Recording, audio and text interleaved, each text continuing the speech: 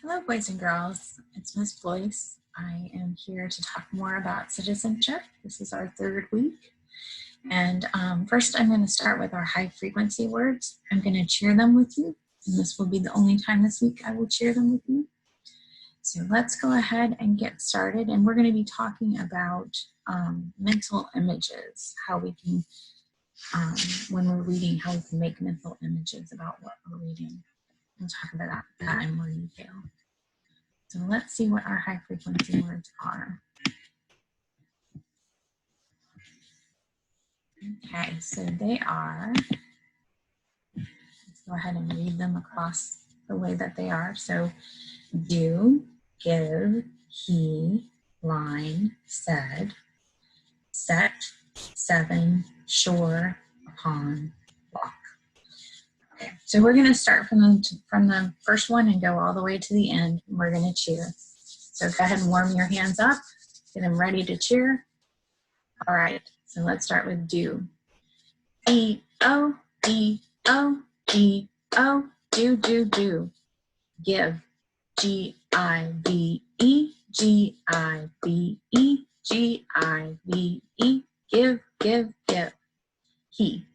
H-E, H-E, H-E, he.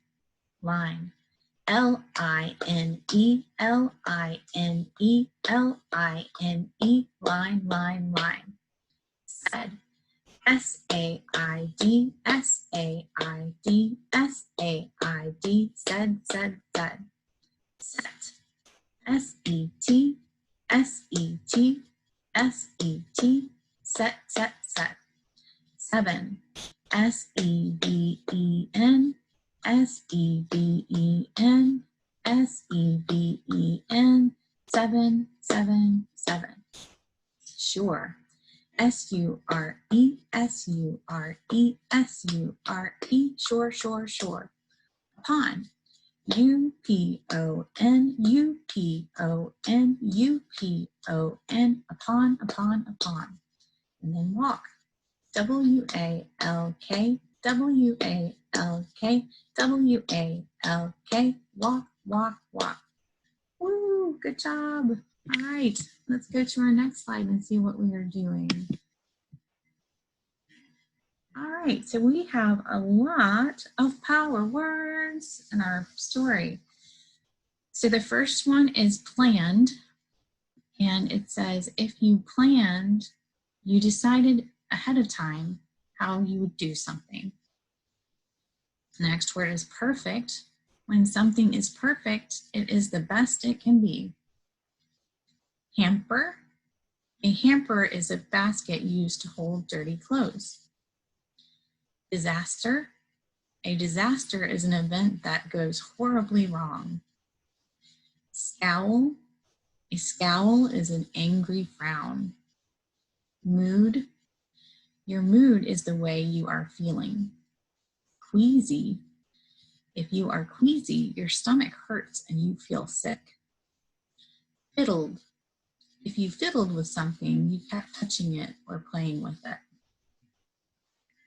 So those are our power words for this story that we're going to read. And here's our reading strategy. This is what I was talking about. It's called Create Mental Images. And it says, when you create mental images, you make pictures in your mind to help you remember what you read. And so you see the little girl and she's got a picture in her head of soccer, playing soccer. And the way she's doing that is she's looking at pictures and sounds and tastes and smells as she's reading the story. She's looking for those things in the story: pictures, sounds, tastes, smells. And words from the text that she's reading are soccer game, sunny, and ball. So when she reads those words, she sees this picture in her mind. So that's what you're going to do when we're listening to our story today. You're going to create mental images. And this is some information that helps with mental images. It is important to pay attention to details that help you create a picture in your mind or a mental image. So paying attention to details. Notice words that the author uses to describe how a person, place, or thing looks, sounds, feels, smells, or tastes.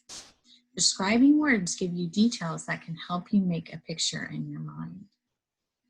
And then creating an image helps you remember what you read. So that's why we're doing this as a strategy. Creating a mental image helps you remember what you read. It's like creating a movie in your head as you read the text. It can help you stay focused and understand what is happening in the story. Right. So we're going to read a book called Picture Day Perfection. And it is a realistic fiction story. So fiction means it's made up, but realistic fiction stories are made up, but they could happen in real life. So it's still fiction, it still didn't really happen, but it's something that could happen. So as you read Picture Day Perfection, look for the beginning, the middle, and the end of the story. Characters who act and talk like real people, that's the realistic part of it. Problems that real people might have, that's the other realistic part of it. And ways pictures and words help readers understand the story. So you're going to be looking for all those things as we're reading.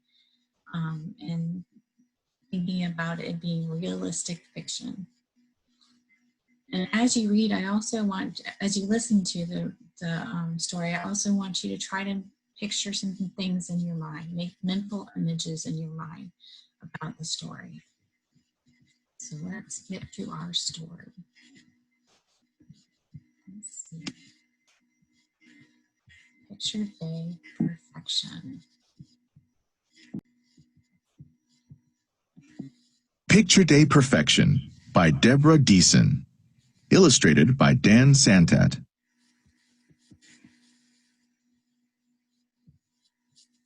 I'd planned for months. This was going to be the year of the perfect school picture.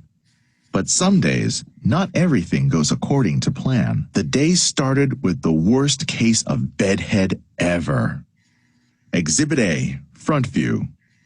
Exhibit B, side view. Exhibit C, back view. Exhibit D, the look on my brother's face when he saw my hair.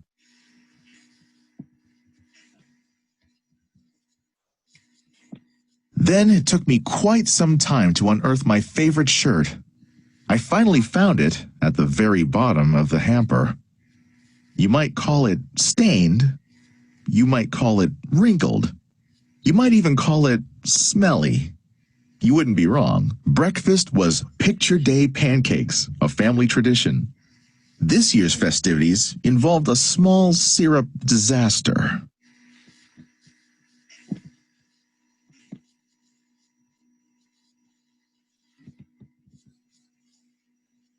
More accurately described as a large syrup disaster.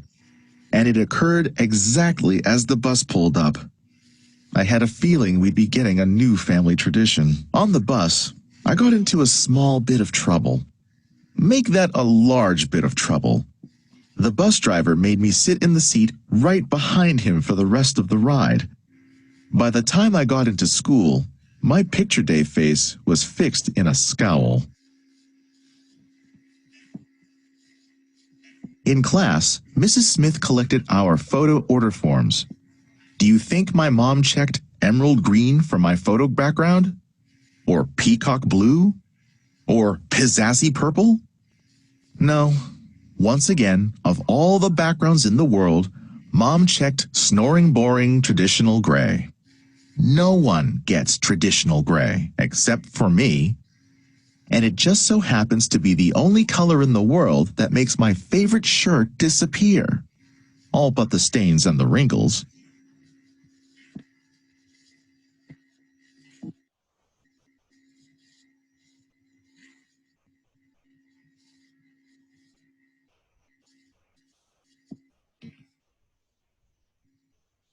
After that, the teacher had us all stand up and practice our Picture Day smiles. Personally, I thought we needed a little something to get us in the Picture Day mood. Whoops. Got myself in trouble. Again. Luckily, I got to rejoin the class in time for art. Art involved quite a lot of paint. Or at least it did for me.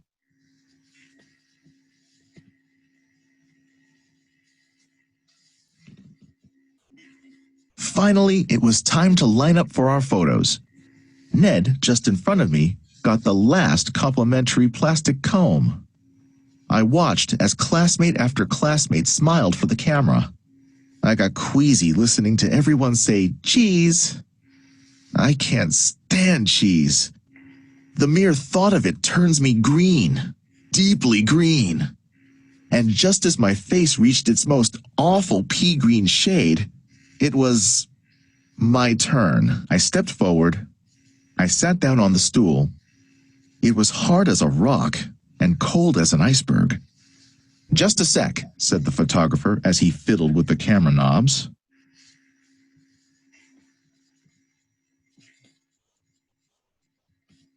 As I sat and waited, everything that had happened rushed through my mind. The monstrous messes, the muddles and the mix-ups. The whole day, from the moment I'd rolled out of bed, had gone perfectly. Even better than planned. This year, I was finally going to have the perfect school picture. And that's when I heard a click.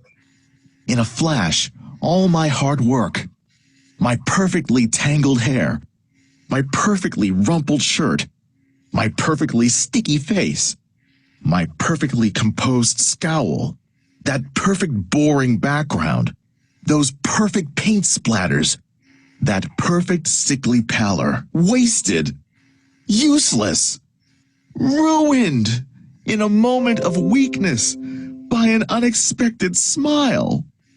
Mom says it's my best picture ever.